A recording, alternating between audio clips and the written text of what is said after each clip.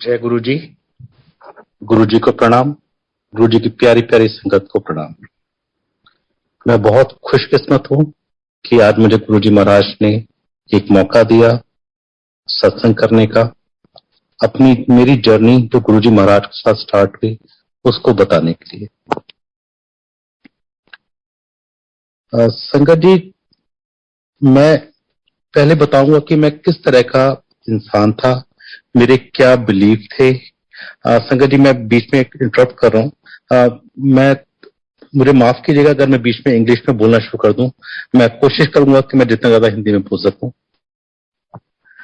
तो संगत जी, जब मैं पहले था, मतलब मैं गुरुजी महाराज के पास जाने से पहले हमारे घर में पूजा भी नहीं होती थी। पिताजी सिख थे, केशधारी सिख हैं। हमारे घर में ये कहा जाता था कि हाँ, भगवान है, आप अच्छे कर्म करो, किसी का बुरा ना करो, और दैट्स इट। और कोई रिचुअल, कोई पूजा पाठ जैसे लोगों के घरों में नित्य नियम होता है, घरों में मंदिर होते हैं, हमारे घर में इस तरह का नहीं था और हमने इस तरह का सीखा नहीं बचपन से। इसी माइंडसेट में जिंदगी चली सारे टाइम। अराउंड मेरे एक कलीग थे, भाटिया अंकल। वो अपना मेरे ऑफिस में आए, हम साथ में काम करते थे। वो रिटायरमेंट उन्होंने ले लिया था, तो अपना लाइफ सर्टिफिकेट के लिए वो हर साल में एक बार आते थे। तो भाटिया अंकल आए हमारे पास में और उन्होंने हम चाय शेयर किया। अंकल ने मतलब गुरुजी महाराज का सत्संग करना शुरू किया। मैंने पूरा सत्संग उनका सुना। उनका सत्संग भी मैं इसमें शेयर करूंगा कि उन्होंने मुझे क्या बताया। उन्होंने मुझे अपना सत्संग बताया कि रिटायरमेंट के बाद में उनको माउथ का कैंसर हुआ। गुरुजी महाराज की कृपा से माउथ का कैंसर सर्जरी हुई, उनका ठीक हुआ। पर सर्जरी के बाद में उनका जो माउथ था वो लॉक हो गया और उनके नेक पे because of radiation and therapy उनके ब्लैक मार्क बहुत ज्यादा आ गए थे। उनका मुंह खुलता नहीं था, वो पानी पीना भी उनके लिए बहुत मुश्किल था। तो गुरुजी महाराज ने एक दिन उनके ड्रीम में आकर के एक रॉड डाली उनके मुंह में और जोर से घुमा दी। अंकल बहुत जोर से चिल्ला के एकदम उठे और गुरुजी महाराज की कृपा देखिए, उनका मुंह खुल गया उस दिन से और वो मतलब एक नॉर्मल तरीके से बात करना उन्होंने शुरू किया। उसके बाद में मंदिर जब वो पहुंचे तो बड़े खुश थे, गुरुजी महाराज का शुक्राना किया उन्होंने। तो लेकिन जो नेक के मार्क थे उनके लिए गुरुजी महाराज से अरदास की। तो गुरुजी महाराज ने शायद उन्हें कोकोनट वाटर और पीला शर्ट पहनने के लिए बोला एंड उसके बाद में वो मार्क्स भी चले गए। तो भाटिया अंकल ने अपना मुझे सत्संग बहुत डिटेल में सुनाया। हम कोई 1 घंटा तक सत्संग कर रहे थे। तो मेरा माइंडसेट ऐसा कि हम पूजा पाठ ही नहीं करते थे, तो गुरु को मानना मतलब मेरे लिए इम्पॉसिबल था उस समय पर। भाटिया अंकल के सारा मैंने सुनने के बाद में मेरे मुंह से क्या रिएक्शन निकला, मैं माफी चाहता हूं आज भी गुरुजी महाराज से जो मैंने बोला। मेरे मुंह से निकला, भाटिया अंकल आप भी किन गुरुओं के चक्कर में पड़ गए। और ये नहीं जानता था कि उस सत्संग के बाद 6 महीने बाद मैं भी गुरुजी महाराज के शरण में आ जाऊंगा। गुरुजी महाराज के जैसे हमने सुना, जैसे संगत लोग कहते हैं कि गुरुजी महाराज को बुलाने का अपना एक तरीका है। वो अपने टाइम से बुलाते हैं और बार बार मैसेज भेज के आपको कंपेल करके बुलाते हैं। तो संगत जी, मतलब ये भाटिया अंकल ने सत्संग किया, मैं इस बात को भूल गया क्योंकि माइंडसेट तो था नहीं मेरा रिलीजियस या स्पिरिचुअल कुछ भी तरीके से। उन दिनों मैं इंश्योरेंस कंपनी में काम कर रहा था पब्लिक सेक्टर में, और मुझे अपनी जॉब चेंज करने के लिए मैं बहुत मतलब बहुत इच्छा थी बहुत ज्यादा। मैं चाहता था कि मेरा चेंज हो जाए, पैसे अच्छे मिल जाएंगे, फाइनेंशियली ठीक थे हम, मैं और मेरी वाइफ दोनों ही काम करते हैं, तो ऐसा कोई फाइनेंशियल क्रंच नहीं था। पर एक इच्छा थी कि अच्छा काम करें तो अच्छे पैसे मिलेंगे। पर उसके लिए मैंने प्राइवेट सेक्टर में काफी, कभी यहाँ इंटरव्यू देना, कभी वहां इंटरव्यू देना, और हमेशा कभी ये हो कि आ भी आएगा तब आएगा, पर आ नहीं रहा था। और ये चलते हुए संगत जी अराउंड शायद 1.5 से 2 साल निकल गया होगा। और उस पोजीशन में लाने के लिए भी कि गुरुजी महाराज ने, जब मैं हाइंडसाइट में देखता हूं कि मुझे क्यों लगा कि हाँ मैं प्राइवेट सेक्टर में जा सकता हूं, गुरुजी महाराज ने ऐसी अपॉर्चुनिटी क्रिएट की, इंडस्ट्री में काफी नाम कराया और एक अंदर आत्मविश्वास दिया कि हाँ अगर मैं प्राइवेट सेक्टर में जाऊंगा तो मैं सक्सेसफुल हो जाऊंगा। तो संगत जी नौकरी नहीं लग रही थी तो बहुत परेशान था। और जब आदमी परेशान होता है तो मतलब जैसा लोग कहते हैं कि वो भगवान की तरफ भागता है। मेरे को किसी ने बोला कि आप हनुमान मंदिर जाओ, तो कभी कभी वहां भी जाना लगा। पर किसी ने बोला शनि महाराज के तेल चढ़ाओ या वहां जाओ, कभी कभी वो भी करता था। मतलब आदमी इतना डेस्परेट था मैं कि चेंज हो जाए, मुझे जो मैं चाहता हूं मुझे मिल जाए, और पर वो हो नहीं रहा था। गुरुजी महाराज ने देखा कि ये इतना सोल भटक रही है, और उन्होंने मेरे को, आई एम थैंकफुल कि उन्होंने मुझे एंकर दिया, अपने पास बुलाया।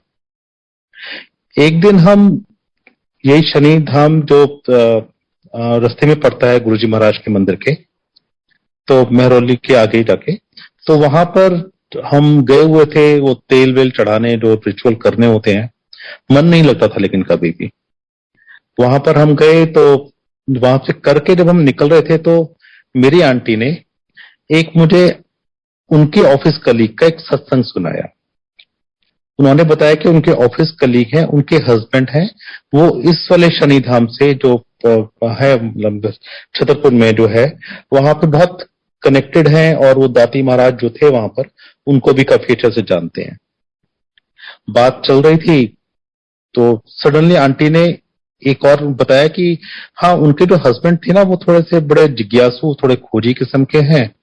तो एक बार वो कोई उनको किसी ने बताया कि गुरुजी का कोई बताया, तो वो वहां पे मतलब एक्सप्लोर करने चले गए गुरुजी महाराज के वहां पर। तो वो गए तो उन अंकल का थॉट बता रहा हूँ कि वो किस सोच से गए वहां पर। उन्हें पता लगा तो उन्होंने कहा चलो चल के देख के आते हैं। तो वो 2 कलीग थे, ऑफिस कलीग, उस स्कूटर पे गए। दिन का टाइम था तो उन्हें शायद आइडिया था कि शाम को मंदिर खुलता है। तो उन्होंने ये सोचा कि चलो हम जाके वहां जाके रिक्वेस्ट करेंगे, नॉक करेंगे और रिक्वेस्ट करेंगे कि हम बड़ी दूर से आए हैं, इतनी गर्मी में आए हैं, अब हमको जाने दीजिए, देखने दीजिए प्लीज। तो ये सोचते हुए, अपनी प्लानिंग करते हुए वो गुरुजी के आश्रम बड़े मंदिर पहुंच गए। उन्होंने अभी नॉक ही किया था कि दरवाजा खुलता है, अंदर से माली अंकल आते हैं और उनको बोलते हैं कि आप पीएनबी से आए हैं? वो कहते हैं हाँ जी। तो कहते हैं गुरुजी महाराज ने कहा था कि 2 लोग पीएनबी से आएंगे, उनको मंदिर दिखा दीजिएगा। उन्होंने मंदिर देखा। जब मेरी आंटी ने मेरे को ये सत्संग सुनाया अपने ऑफिस कलीग के हस्बैंड का, तो सडनली मुझे स्ट्राइक किया कि भाटिया अंकल ने भी तो मेरे साथ कुछ 6 महीने पहले एक सत्संग किया था, गुरुजी महाराज के बारे में बताया था। मैंने अपना सत्संग एक्सपीरियंस मैंने अपनी आंटी के साथ शेयर किया। तो सडनली मन में आया कि चलो चले हम भी क्या। गुरुजी महाराज ने कैसे प्रॉम्प्ट किया, कैसे लेके आए अपने पास में।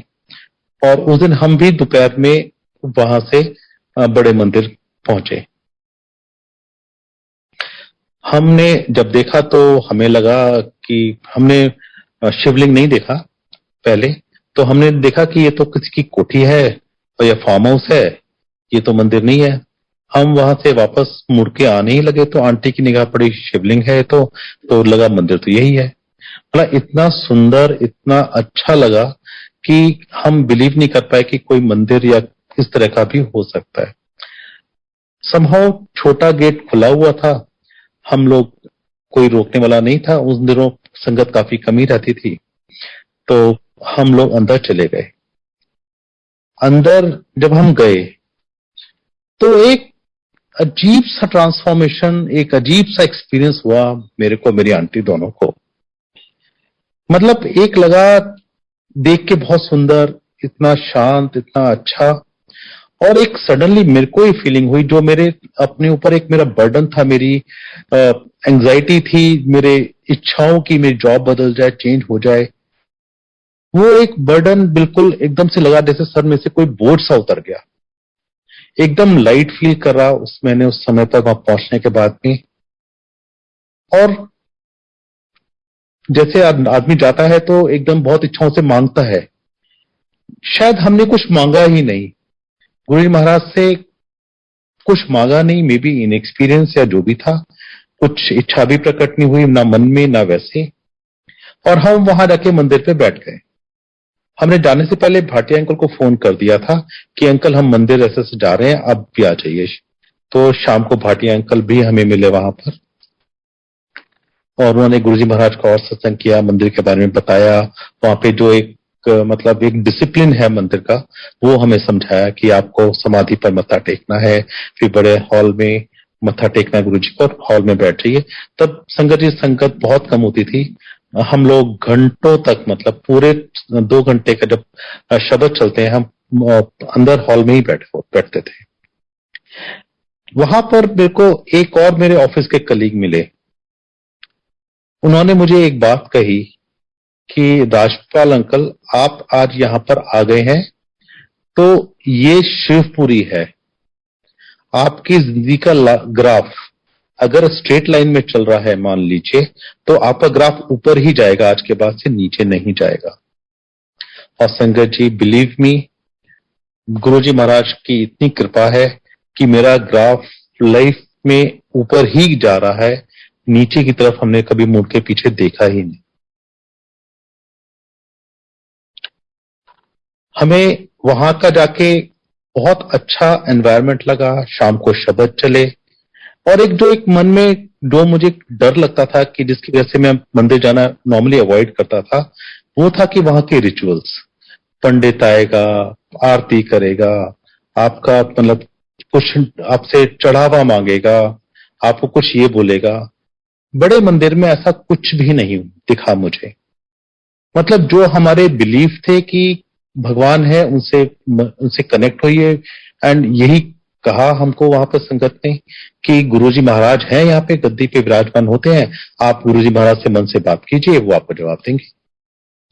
बहुत सिंपल, बहुत अच्छा, कोई रिचुअल नहीं, कोई मतलब आपको ना कोई कहीं पे कोई दान पात्र में दान डालना है, ना कुछ और करना है।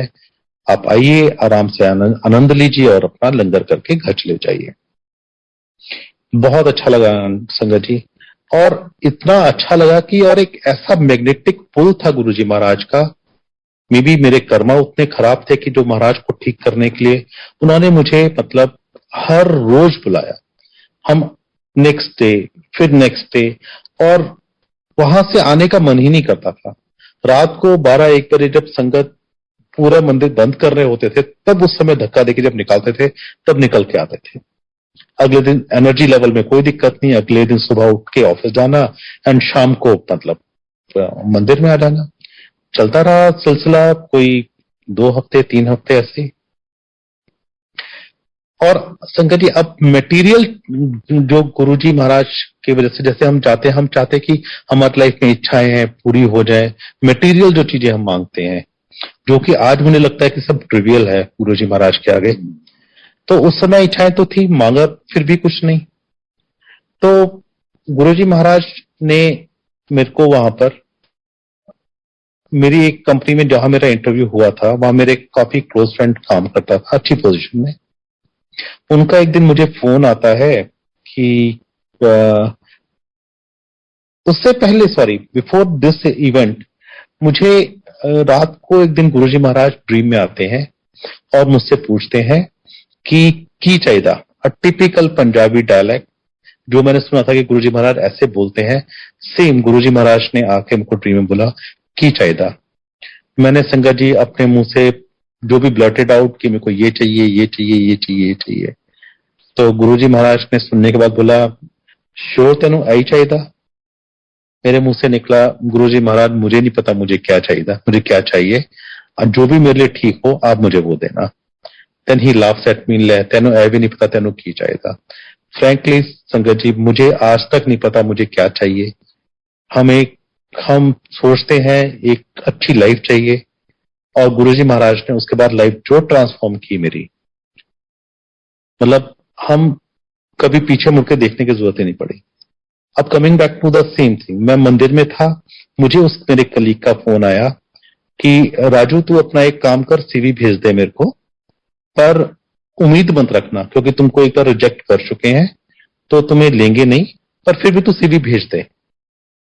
मैं घर आया, रात को सीवी भेज दिया उसको, एंड उसके कुछ दिन बाद, एक दो दिन के बाद मेरा इंटरव्यू कॉल आया। उसने बोला इंटरव्यू कॉल तो चल तेरे को आ गया है, पर फिर भी कोई होप मत करना कि होगा नहीं, तो डोंट एक्सपेक्ट एनीथिंग। गया संगत जी, इंटरव्यू गया, इंटरव्यू दिया, और वो जिन लोगों ने इंटरव्यू लिया वो दो वही लोग थे जिन्होंने मुझे पहले इंटरव्यू लिया था और मेरे को रिजेक्ट करके लिया, सेलेक्ट नहीं किया था। फिर दोबारा इंटरव्यू हुआ, ठीक ठाक इंटरव्यू हुआ, और फिर वही कि 2-4 दिन से लटका रहा मामला, and suddenly one day I got a call कि आपका सिलेक्शन हो गया, आप ज्वाइन कर लीजिए। मतलब गुरुजी महाराज का मिरेकल। दो लोग इंटरव्यू पहले लेकर रिजेक्ट करते हैं आपको 1.5 साल पहले, वही लोग आपका दोबारा इंटरव्यू लेते हैं और सेलेक्ट करते हैं।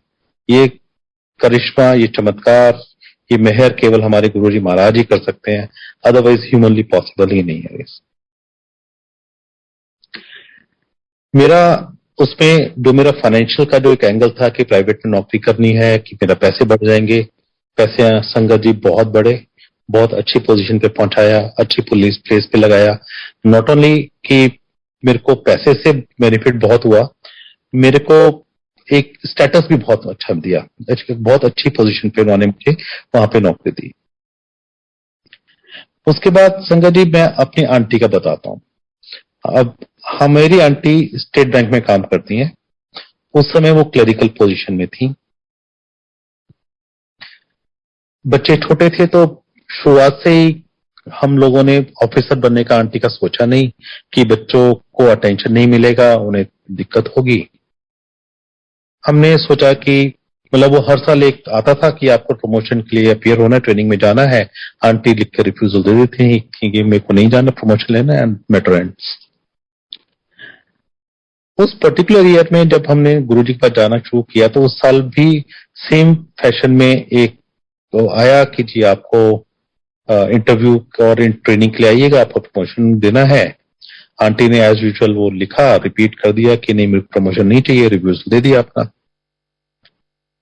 तो बैंक की हिस्ट्री में संगत जी पहली बार हुआ है कि किसी ने रिफ्यूजल लिख के दिया और बैंक ने उसका रिफ्यूज कर दिया और कहा जी आपका रिफ्यूज करते हैं, आपको इंटरव्यू, आपको एग्जाम देने आना ही होगा। ये एग्जाम से कोई 5 या 6 दिन पहले की बात होगी। अब आंटी ने ना कोई तैयारी की, रिटर्न एग्जाम था, उसके बाद इंटरव्यू भी होना था, और हफ्ते भर में आपके मानिए कि आदमी कितनी तैयारी करके कितना पड़ेगा।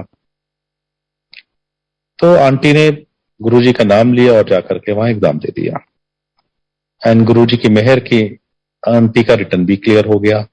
उसके 2-4 दिन के बाद में उनका इंटरव्यू हुआ और गुरुजी महाराज की फिर मेहर की, उन्होंने वो इंटरव्यू भी क्लियर करा के आंटी को ऑफिसर बना दिया। जो हम फाइनेंशियल जो मन में था कि पैसे बढ़े, और जिसके लिए आंटी को मतलब काफी अच्छा गेन हुआ, फाइनेंशियल गेन हुआ ऑफिसर बनने के बाद में, वो हम रिफ्यूज कर रहे थे। गुरुजी ने मतलब देखिए कि गुरुजी महाराज आपको कहां से पकड़ के आपसे कैसे जो गलतियां आप रेगुलर करते जा रहे हैं वो ठीक कराते हैं। मतलब आप इमेजिन ही नहीं कर सकते हैं कि मैंने दिया, मेरा रिफ्यूजल, आंटी का रिफ्यूज कर दिया कि नहीं आपको मतलब आपको इंटरव्यू रिटर्न देना है, इंटरव्यू देना और सिलेक्शन कराया गुरुजी महाराज ने। तो उसके बाद मेरी आंटी का भी financially we were again in a much better off position then. उसके बाद संगत जी मेरे बच्चे उस समय 12वीं क्लास में थे। बच्चे पढ़ने में बहुत ज्यादा होशियार तो नहीं थे, और हमारे को बहुत दिमाग में टेंशन थी बच्चों की भी कि इनका आगे कहाँ एडमिशन होगा, कहाँ जाएंगे। आंटी का ड्रीम था कि आईआईटी या डीसी में कहीं एडमिशन हो इंजीनियरिंग में, पर बच्चों का जो हालत थी पॉसिबल नहीं लग रहा था। AIEEE लिखा तो बहुत अच्छा रैंक नहीं आया दोनों बच्चों का। मेरे जुड़वा बच्चे हैं गुरुजी महाराज की कृपा से, तो बच्चों का नहीं आया रैंक में बहुत अच्छा। फिर भी एक बेटे का गुरुजी महाराज ने थापर यूनिवर्सिटी में एडमिशन करा दिया केमिकल इंजीनियरिंग में। हमारा को लगता था कि कंप्यूटर साइंस में बच्चा जाए, पर चलो ठीक है, इंजीनियरिंग में चला गया वहां पर, केमिकल इंजीनियरिंग में। वहां पर फिर कुछ इंटरनल स्लाइडिंग होता है, वो हुआ, तो उनको मतलब उस इंस्ट्रूमेंटेशन मिल गया। और उस पर्टिकुलर साल में इन सब के बाद में थापर के पास खाली 3 वैकेंसी थी कंप्यूटर साइंस में, जिसको उन्होंने ऑल इंडिया एग्जाम लिखवाया बच्चों से। मेरे बेटे का उसमें एक सीट गुरुजी महाराज ने दिला दी। दूसरा बेटा का एडमिशन भी आईपी यूनिवर्सिटी के थ्रू भारतीय विद्यापीठ में हो गया, और वो बच्चा वहां पे ठीक कर रहा था। तो बच्चों की पढ़ाई का गुरुजी महाराज ने केयर किया। उसके बाद लेकिन आंटी का जो एक ड्रीम था कि बेटा आईआईटी या डीसी, अब गुरुजी महाराज आपकी सब इच्छाएं पूरी करते हैं। तो बच्चों ने 1 साल के बाद में या 2 साल के बाद में नेक्स्ट ईयर भी एग्जाम लिखाया AIEEE, रैंक अच्छा नहीं आया, तो जहां थे वही कंटिन्यू किया। उसके अगले साल भी आंटी के कहने पर कि नहीं आप दे दो, ट्राई कर लो, तो दोनों बच्चों ने फिर से AIEEE लिखा। और उस एग्जाम से पहले मेरे बेटे को ड्रीम आया गुरुजी महाराज का।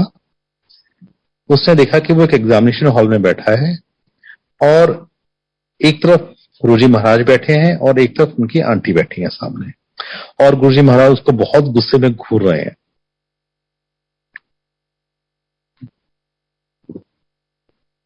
एग्जाम लिखा बच्चे ने, मेरे बेटे का बहुत अच्छा रैंक आया, और उसको गुरुजी महाराज की कृपा से उन्होंने उसका admission Delhi college of engineering में करा दिया, DTU में।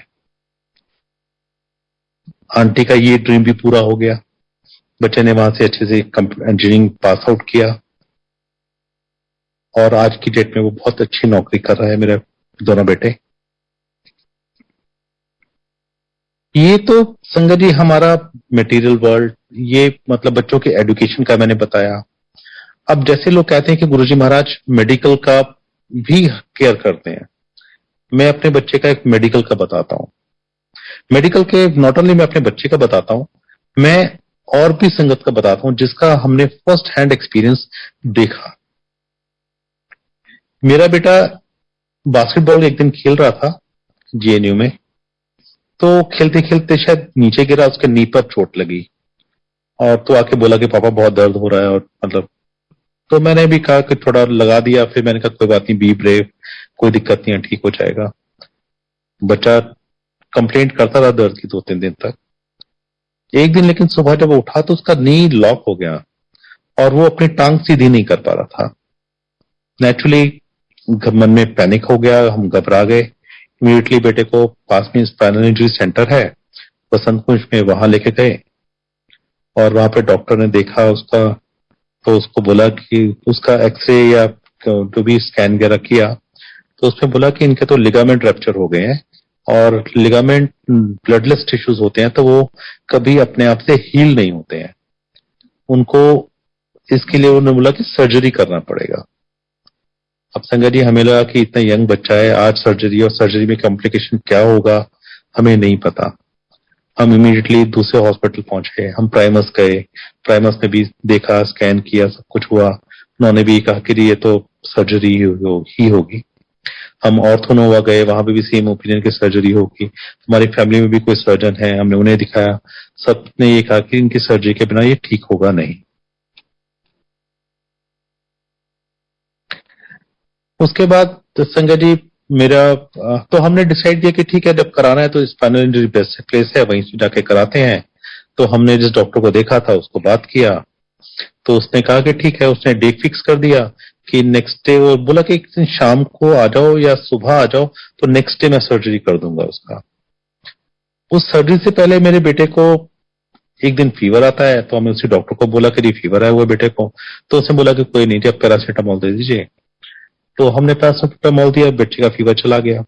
हम उस डॉक्टर के पास में गए, उसने जो प्री इंस्पेक्शन कर रहा था सर्जरी से पहले, उसने देखा, टांग थोड़ा फोर्स से खोला और बंद किया, एक दो बार देख के कहता कि जी आप एक काम करो, सर्जरी नहीं करते हैं इसकी, हम थोड़े दिन ऑब्जर्व करते हैं कि अगर ये ठीक है तो चलने देते हैं ऐसे।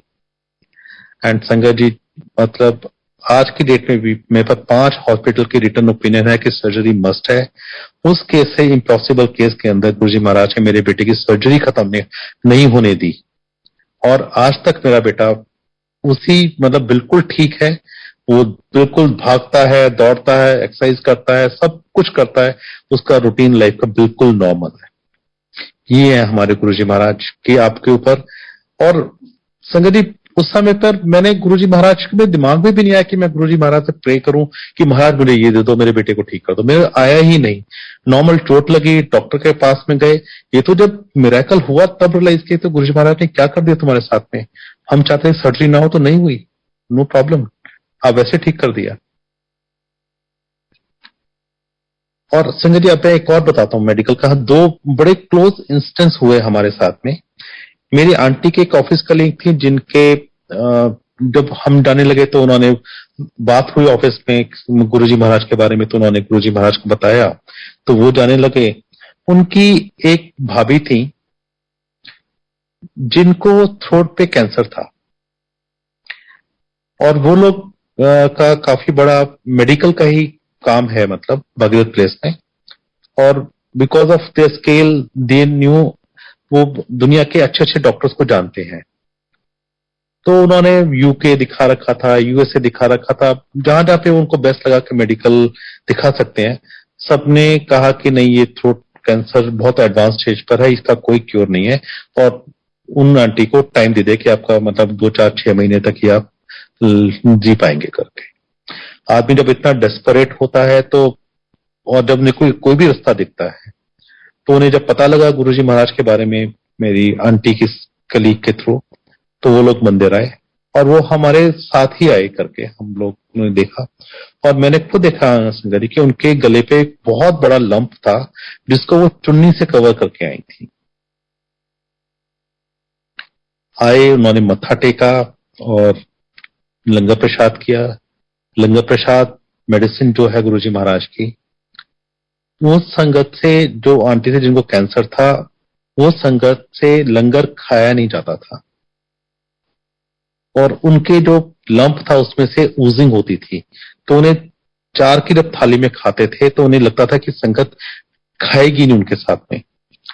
पर गुरु, वो संगत ने उनको एनकरेज किया कि नहीं, आप ये आपकी मेडिसिन है, आप इसको खाइएगा। 1 बाइट खाती थी शुरू में, 2-4 बाइट खाना शुरू हुआ, धीरे धीरे करके उनको over a period of 1 year उन्होंने पूरा लंगर खाना शुरू कर लिया। और संगत जी, हमारी आंखों के सामने का है ये संगत सत्संग, किसी और का है आंटी का, पर हमने अपने आंख के सामने देखा उनका वो लंप जो इतना बड़ा दिखता था, वो 1 साल के बाद में धीरे धीरे करके गायब हो गया। उनका कैंसर, थ्रोट कैंसर बिल्कुल खत्म हो गया, कि मैंने खुद अपनी आंख से देखा है। और वो आंटी इतनी खुद, जब वो डॉक्टर के पास में गई तो डॉक्टर हैरान कि आपका हुआ क्या, आपने क्या किया, ये कैसे ठीक हो, उन्हें भी नहीं पता। पर आंटी वो बहुत खुश हुई, बहुत खुश है। आज की डेट में भी वो जुड़े हुए हैं गुरुजी महाराज से।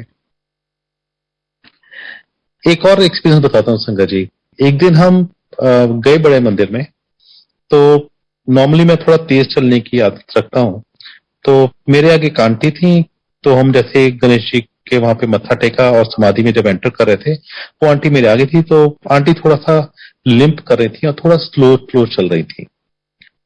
तो मैं उनके पीछे फॉलो कर रहा था। थोड़ा सा मुझे लगा भी इरिटेशन हुआ कि मैं क्रॉस करके निकलूं, पर जाते हुए पूरा पूरा उसके साथ पीछे पीछे चला। आंटी ने आगे गई, और जब मंदिर से आगे लेते वक्त भी समहाउ वो आंटी मेरे आगे ही थी। वो तब भी लिम्प करके चल रही थी, धीरे धीरे करके। मेरे पीछे मेरे आंटी, मेरे बच्चे थे और आंटी भी थे। मैं उन आंटी को क्रॉस करके आगे निकल गया। तभी मैं थोड़ी देर बाद देखा कि जब मैं बाहर खड़ा था गणेश जी के पास में, तो देखा कि एक थोड़ा सा एक झुंड सा बना हुआ है और एकदम से कुछ मतलब कमोशन सा हो रहा है वहां पर। तो मैं गया, एकदम से देखा, तो देखा कि वो आंटी जो मेरे आगे थी, वो मतलब सडनली वो रो रही थी एकदम से। तो लोगों ने पूछा क्या हुआ करके। मैंने भी पूछा कि क्या हुआ आंटी। तो वो आंटी कहती कि मैं समाधि में मैं गिर गई, और गिर के जब वो उठाया लोगों ने, वो उठी अपने आप को, उठ के वो मतलब बाहर जब आई, तो सडनली उन्होंने रियलाइज किया कि जो उनका लिम्प था, वो लिम्प एकदम से खत्म हो गया। वो नॉर्मल वॉक कर रही थी, और उसी खुशी में वो आंटी उस समय वहां पे रो रही थी।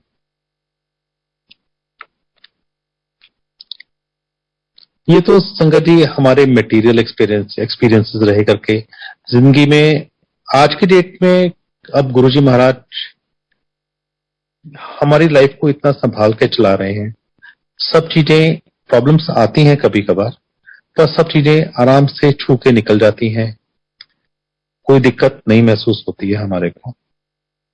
और बेस्ट पार्ट ऑफ गुरुजी महाराज का जो मुझे लगा कि मेरा विद जर्नी विद गुरुजी, जो मुझे बेस्ट लगा कि मेरे साथ बेस्ट क्या हुआ। मेटेरियल चीजें हैं, आज है नहीं है, सब ठीक है। एक गुरुजी महाराज ने एक हमारी सोच ही बदल दी।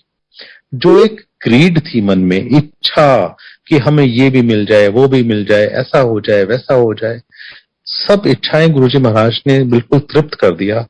आज की डेट में लाइफ चल रही है, पर एक चीजों के पीछे भागना, एक जो एक मैडनेस होती है जिसकी वजह से हम परेशान होते हैं, वो उन्होंने खत्म कर दिया। लाइफ स्मूथ है, अच्छे तरीके से चल रही है। कोई तकलीफ परेशानी इतनी हावी नहीं होती है कि हम लोग को दिक्कत हो। और संगत जी, हमको तो बेस्ट पार्ट ये लगा मेरे को कि हमारे को इतनी प्यारी प्यारी संगत से जोड़ा, इतनी ब्यूटीफुल सोल से जोड़ा। गुरुजी महाराज हर संगत को कुछ छोटे छोटे ग्रुप्स में कनेक्ट करते हैं। अब वो गुरुजी की माला में वो मोती पिरोते हैं, उनका वो मोती साथ में रहते हैं, कब तक रहते हैं गुरुजी महाराज को ही पता है। हम पहले भाटिया आंटी के घर पे जो हमको लेके गए थे गुरुजी महाराज के पास में, जिनका मैं आज तक थैंकफुल हूं कि thank you Guru Bhatia uncle कि आप हमें वहां लेके गए। उनके घर सत्संग में हम सुबह जाते थे, बहुत आनंद आता था। समहाउ वो डिस्कनेक्ट हो गया। एक और हमारा ग्रुप था जिसमें हम हर महीने के एक मंडे को सत्संग करते थे। उसमें ग्रुप था, बहुत आनंद आता था। तो गुरुजी महाराज ने वो बंद करा दिया।